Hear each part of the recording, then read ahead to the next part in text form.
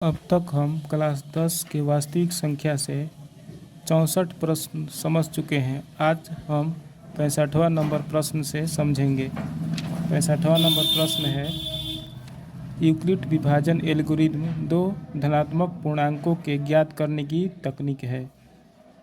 फिर से समझिए, यूक्लिड विभाजन एल्गोरिदम दो धनात्मक पूर्णांकों के खाली स्थान ज्ञात करने की तकनीक है। तो ए नंबर सही है। मौसा यूक्लिड विभाजन एल्गोरिदम दो धनात्मक पूर्णांकों के मौसा ज्ञात करने की तकनीक है। यूक्लिड विभाजन एल्गोरिदम दो धनात्मक पूर्णांकों के मौसा ज्ञात करने की तकनीक है। आंसर हो जाएगा ए नंबर। यह बहुत वीवीआई क्वेश्चन है, यह आता है, समझ लीजिएगा। आंसर मौसा हो जाएगा।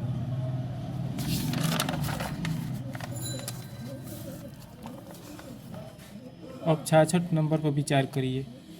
निम्न में कौन परमेय संख्या है? ए नंबर ऑप्शन है √3, B number 2√2/√2, C number 4√5, 4 + √5, D number √6। कह रहा है कौन परमेय संख्या है, तो स्पष्ट आपको दिखाई दे रहा है बी नंबर सही है।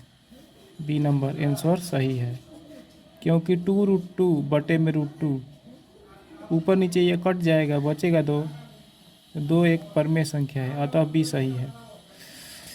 67 नंबर पूछ रहा है कि लॉसा निकालना है, 20 और 80 का लॉसा ज्ञात करना है। बहुत इजी क्वेश्चन है। हल ऐसे करिए और ऐसे करिए, 20 और 80 लिखिए। अब सोचिए किसके पहाड़ा से दोनों कट जाएगा, तो 20 के पहाड़ा से कट जाएगा दोनों। 20 एकम 20, 20 चौके 80। अब गुणा कर दीजिए, 20 × 4 लॉसा निकल जाएगा, 20 चौके 80। बी नंबर सही है। बी नंबर हमारा उत्तर सही है। 68 नंबर पूछ रहा है दोनों का मौसा निकालना है, 15 और 30 का। तो हल मौसा निकालना आप लोग सीख चुके हैं। मौसा इस प्रकार निकलता है, बीच वाला संख्या, बड़ा वाला संख्या बीच में लिखा जाएगा, छोटा वाला से भाग करिए, 15 चौके 15 दूनी 30, शेषफल 0 आ गया। तो बाईं ओर का संख्या जिसे हम भाग करते हैं वह मौसा होता है, तो मौसा बराबर 15, यानी कि बी ए नंबर सही है। आंसर में ए नंबर सही है।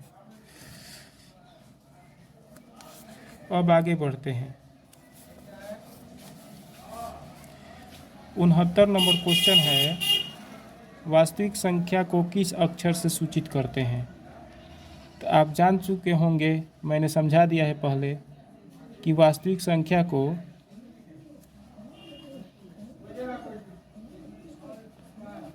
कैपिटल आर से सूचित किया जाता है। वास्तविक संख्या को कैपिटल आर से सूचित किया जाता है। एन से प्राकृत संख्या को सूचित किया जाता है। क्यू से परमेय संख्या को सूचित किया जाता है। परमेय संख्या को क्यू से सूचित किया जाता है। पूर्णांक को आई या जेड से सूचित किया जाता है। पूर्ण संख्या को डब्ल्यू से सूचित किया जाता है। ठीक है, अब आगे बढ़ते हैं। दो परमेय संख्याओं के बीच कितनी अपर्मेय संख्या हो सकती है? दो परमेय संख्याओं के बीच कितनी अपर्मेय संख्या हो सकती है? तो अनंत। आंसर हो जाएगा ए नंबर, अनंत। 71 नंबर, दो अपरमेय संख्याओं के बीच कितनी परमेय संख्या हो सकती है? ए नंबर सही है। दो अपरमेय संख्याओं के बीच कितनी परमेय संख्या हो सकती है? तो अनंत या अनगिनत। आंसर हो जाएगा ए नंबर।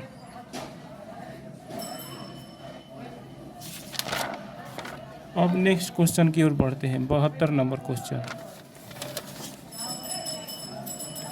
72 है क्वेश्चन, किसी संख्या का वर्ग, यदि किसी संख्या का वर्ग धनात्मक आए तो वह संख्या क्या कहलाएगी? यदि किसी संख्या का वर्ग करने पर धनात्मक आए तो वह संख्या कैसी संख्या होगी? हल, एक्सप्लेनेशन। मान लीजिए कोई संख्या ले लीजिए -1, इसका वर्ग करने पर क्या आएगा? +1 आएगा, धनात्मक। तो -1 जो होगा रियल नंबर होगा, -1 रियल नंबर वास्तविक संख्या होगा। किसी भी संख्या का वर्ग करने पर यदि पॉजिटिव आता है, धनात्मक आता है, तो वह संख्या वास्तविक संख्या कहा जाता है। यदि किसी संख्या का वर्ग करने पर धनात्मक आता है तो वह संख्या वास्तविक संख्या कहलाता है। सी नंबर सही है, आंसर हो जाएगा सी नंबर।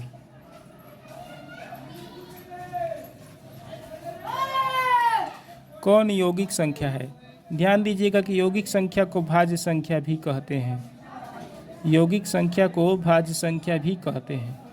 कौन यौगिक संख्या है मतलब कौन भाज्य संख्या है? कौन यौगिक संख्या है का मतलब होगा कौन भाज्य संख्या है। तो इस स्पष्ट दिखाई दे रहा है 16 भाज्य संख्या है, क्योंकि 16 1 से भी कट जाएगा, 2 से भी कट जाएगा, 4 से भी कट जाएगा, 8 से भी कट जाएगा, 16 से भी कट जाएगा, लेकिन 13 केवल 13 से कटेगा। 13 भाज्य संख्या नहीं है, 11 भी भाज्य संख्या नहीं है, 2 भी भाज्य संख्या नहीं है।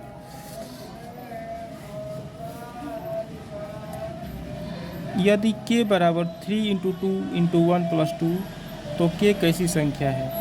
a नंबर भाज्य, b नंबर अभाज्य, c नंबर दोनों,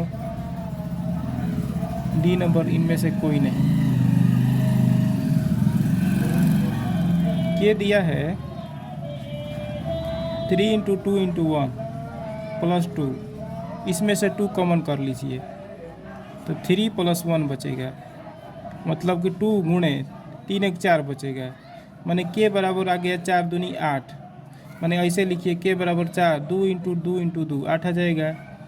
तो k चूँकि अभाज्य संख्याओं का गुणनफल आ रहा है, अतः k भाज्य संख्या होगा। क्योंकि k 1 से अधिक अभाज्य संख्याओं का गुणनफल के रूप में आ रहा है, अतः k जो होगा a नंबर सही है, भाज्य संख्या होगा।